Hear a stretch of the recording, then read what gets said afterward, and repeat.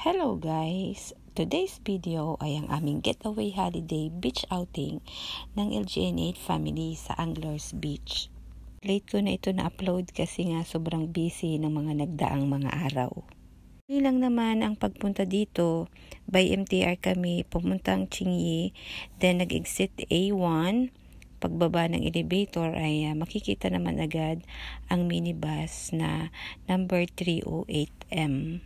Mula sa terminal ng minibus hanggang sa Anglers Beach ay 3 stop. Tingnan ikalawang stop kasi bumaba na kami dahil may mga gusto pang bilhin itong aking mga kasama.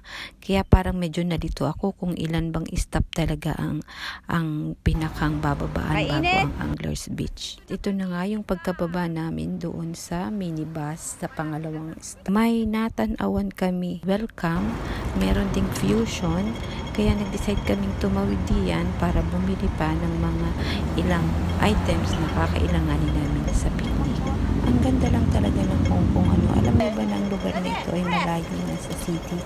Pero talagang sa bawat lugar ng Hong Kong makikita mo ang kagandahan ng lugar. Laging may magandang tanawin, may magandang lugar. Alam mo yun, hindi nasasayang ang tax ng mga tao nila. Naisingit ko pa talaga yun.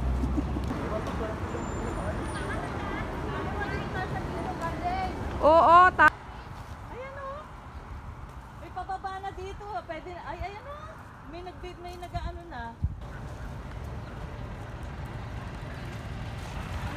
Hi guys! Andito kami ngayon sa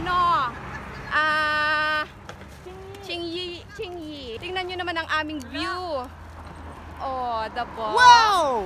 Ang ganda ng lugar guys. Ang ganda ng view. Ang ganda ng dagat. Ang ganda.